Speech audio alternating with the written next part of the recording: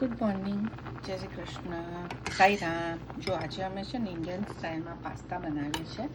આવા try colour pasta આવે છે એ બનાવીએ છીએ. તો છોકરાને અમારા ઇન્ડિયન સ્ટાઇલ મસાલાવાળા પાસ્તા ભાવે છે.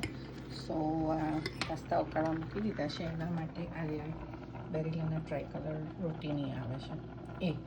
અને એ માટે મેં કાપ્યું છે ટામેટું, ડુંગળી,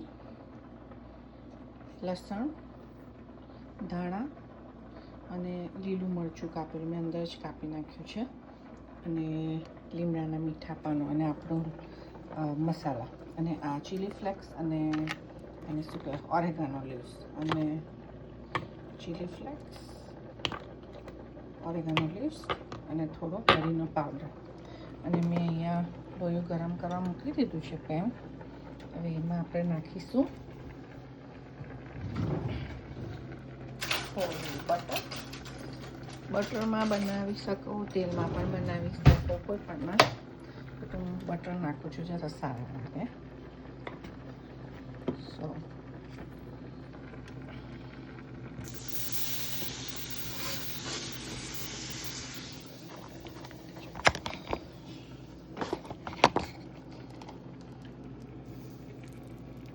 બટર નાખી દીધું અંદર. હવે એમાં જશે બટર મેલ્ટ થાય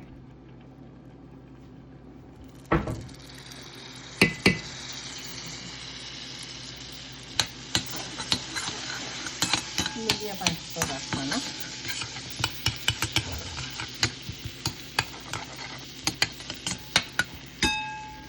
બટર ગરમ થાય એટલે એમાં થોડું સોલ્ટ,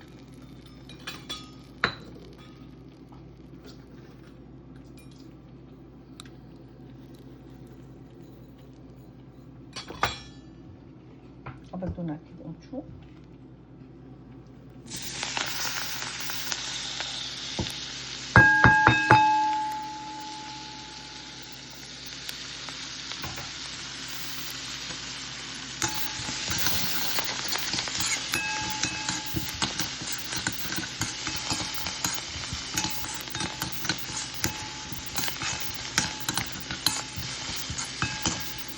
થોડા ગુલાબી થાય ત્યાં સુધી થવા દેવાનું.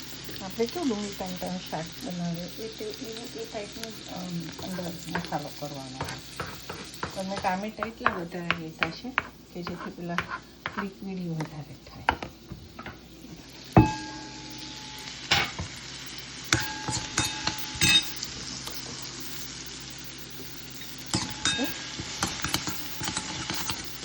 હવે અંદર થોડો ઓરેગાનો ના મળે ને તો તમને અજમા હોય ને અને વાટીને થોડું નાખી દેવાનું. એ જ છે અજમાનું પાન. આપણે જે ગુજરાતી હોય ને અહીંયા ઓરેગાનો લીધું છે.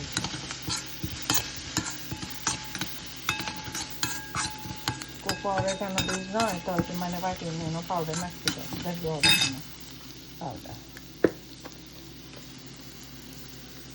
થોડા ચીલી ફ્લેક્સ નાખીને જેથી તીખાશ આવે. બરાબર છે. હવે હું અંદર નાખીશ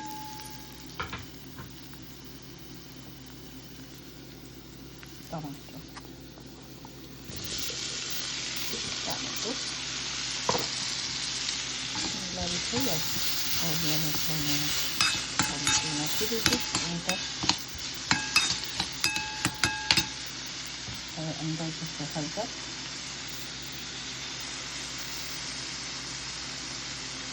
લાલ મરચું, ધાણા જીરું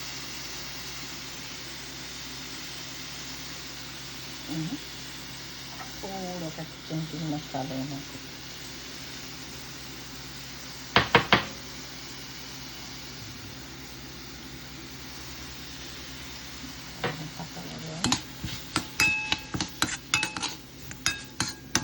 પાસ્તા બફાઈ હશે તો એને હું ત્યાં સુધીમાં ચડવા મળે. થોડું છે ને એમાં ટમેટો કેચઅપ નાખવાનું.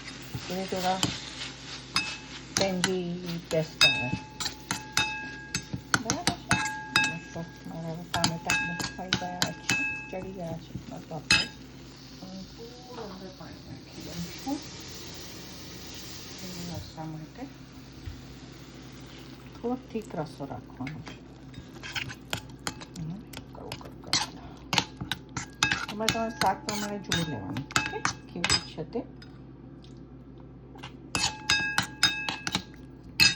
તે પ્રમાણે તમે ટમેટાનો સોસ નાખી શકો.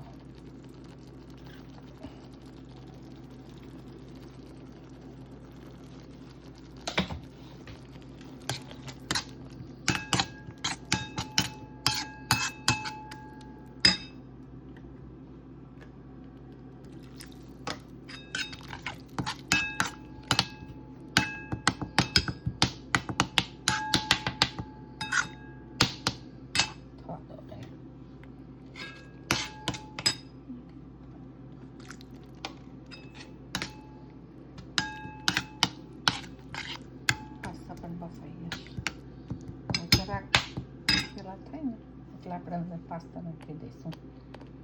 બહુ જ સરસ ટેસ્ટ આવે એનો. અને થોડોક મરીનો પાવડર જો તમારે નાખવો હોય તો નાખાય, એવું કંઈ કમ્પલસરી નથી. પણ પાસ્તા યુઝ્યુઅલી ઇટાલિયન ફ્લેવર હોય ને એમાં એ લોકો પાસ્તામાં બધામાં થોડોક નાખે તો સારું લાગે.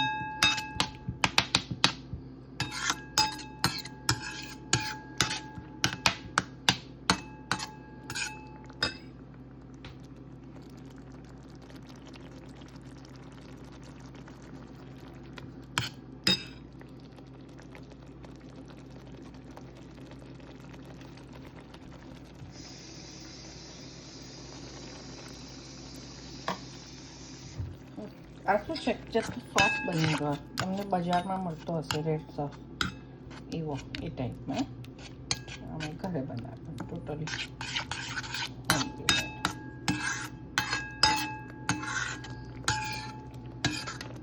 એના પેરી પેરી મસાલો પણ નાખે બહુ સરસ લાગે એમાં.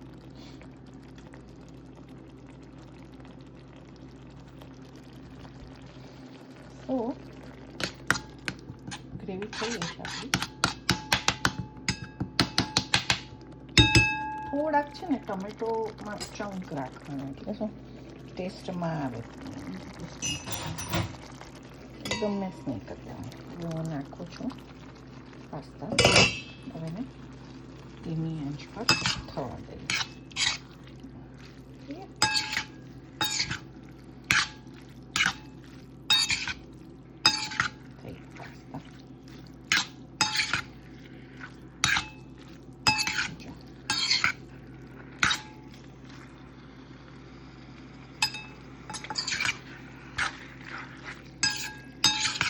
સોલ્ટ ઓછું ને પાસ્તામાં બાફીને ત્યારે સોલ્ટ નાખ્યું હોય છે. હવે તમને ઓછું લાગે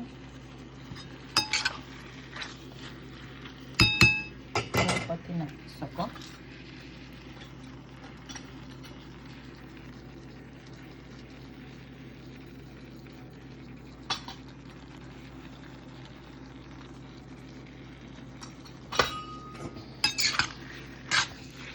અને આ થઈ ગયું ને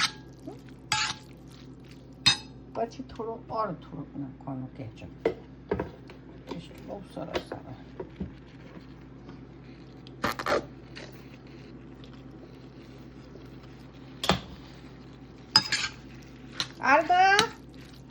પાસ્તા રેડી. ચલો.